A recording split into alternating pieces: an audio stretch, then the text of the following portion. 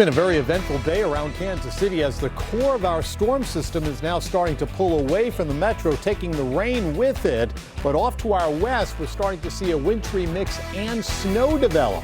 Further west of Kansas City, that's coming our way. We'll time it out for you coming up tonight on Fox 4 News.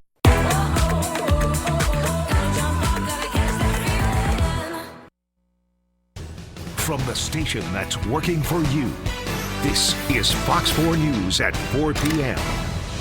Well, spring officially starts tomorrow. Winter isn't going out without a fight. This is video from noon today at Cobb Point Park in KCK looking over the Kansas River. Well, you want to see it 4 hours later? Now it looks like that. Wow.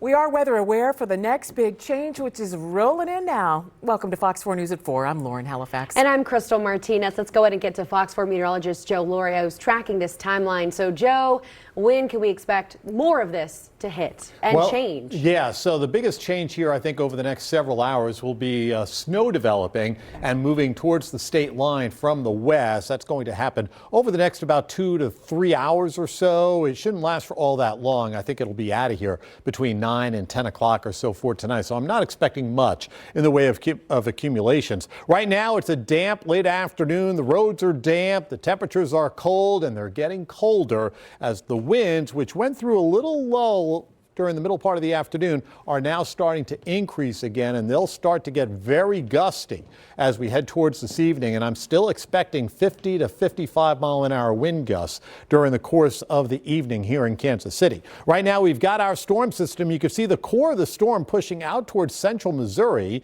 and that's rain basically from the state line through the Missouri side. However, further west, we're starting to see a little wintry mix, some sleet mixing in out towards Lawrence, and then some bona fide snow out and west of Topeka. As far as Kansas City goes, again, just some light to at times maybe a little burst of moderate rain around the Buckner area. Again, this whole area is shifting east, and that'll continue to move towards central Missouri over the next couple of hours. To our west, here's the snow. It's not a very organized band of snow, which is a good thing, I think, for us, but it will be sweeping eastbound, probably getting a little bit more feisty as it comes towards Kansas City, probably after about maybe 5:30 or 6 o'clock. That's when we'll probably start to see some more flakes mixing in. And the winds will be blowing at the same time. We're starting to see an increase in power outages up towards northwest Missouri and northeastern Kansas. So I am concerned that we could see a few spotty power outages for this evening. Our temperatures have been dropping for most of the day. We're down into the upper 30s to near 40 degrees. Wind chill factors down into the upper 20s. My goodness, what a change from earlier this morning. And here are those winds that I mentioned, and you could see up towards southeast Nebraska, central Kansas, where the winds are gusting to near 50 miles an hour. Wind chill factors, as I mentioned, down into the middle 20s. Just crazy.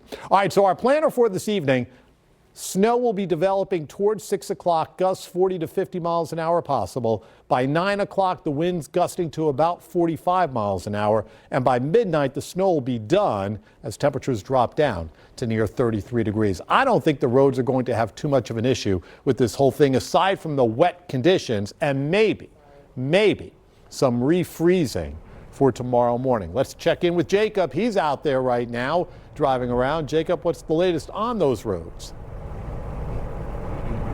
Yeah, hey Joe, we are out on 435 heading southbound from I-70. We just took I-70 west. Take a look. There's a little bit of traffic, and like you said, things are wet, but not necessarily slick. We've seen a couple cars off to the side of the road. Don't know how many of those have been due to the weather. The one thing we really did notice was the wind. You can definitely feel it shaking around, especially as we were moving from east to west on I-70 from downtown out towards the Legends. That's where we saw a lot of moving around side to side. As far as the roads go, we haven't seen anything too slick. Have seen spots that are wetter than others, especially on I-70, but we're just heading 435 where it kind of turns east to go back towards state line. This is not anything that's been super slick so far, but we'll be with you throughout the afternoon to keep you updated on how things are like out here. Jacob Sloan out on the roads this evening. Thank you for that. Now, this storm is leading to blizzard conditions north of the metro. Check out this video from Omaha, where the storm is delivering a mix of snow, sleet, hail, and rain. Roads are also closed due to whiteout conditions. Now, weather warnings also remain in effect for western and northern Iowa. This is Highway 20 just outside of Fort Dodge, Iowa, where blizzard conditions are causing whiteouts and thunder snow. We've had that here too. More than 6 inches are expected to fall there. You can stay on top of storms by downloading our Fox 4 News app. There's interactive radar on there, the latest weather updates, and Joe's weather blog if you want to look in depth at what's going on. Scan the QR code there on your screen or just search Fox 4 News in your app store. We've got breaking news in Johnson County, Kansas. A judge is sentencing the student who pleaded guilty in the Olathe East High School shooting from 3 years ago. In January, Jalen Elmore pleaded guilty to attempted premeditated first-degree murder and being a convicted felon in possession of a firearm. He shot school resource officer Eric Clark in March of 2022.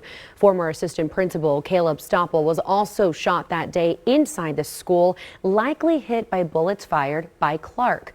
As part of the plea deal, the prosecution and defense agreed Elmore would serve 20 years with the possibility of parole, but the judge has not ruled on the sentencing yet. Fox 4's Jonathan Ketz is inside the courtroom now as the sentencing takes place. His reports are coming up for you tonight on Fox 4 News at 5 and 6. An off-duty firefighter has died, his wife hurt after a driver crashed into a Lewisburg, Kansas business. This was a developing story for you here yesterday at 4. We've learned now that Anthony Juarez has died from his injuries after being hit by the car. Fox 4's Lexi French joins us live from the Drexel, Missouri Fire Department. Lexi, that's where Juarez served as a firefighter for nearly a decade. Yeah, Lauren, that's right. Anthony Juarez was here serving with the Drexel Volunteer Fire Department for 9 years. Now, he was also a musician, and we're told that he was very involved in his community. He leaves behind his wife and 4 children. Him and his wife, Devin, were both in their office in Lewisburg on Tuesday when they were struck by a car that crashed into the building.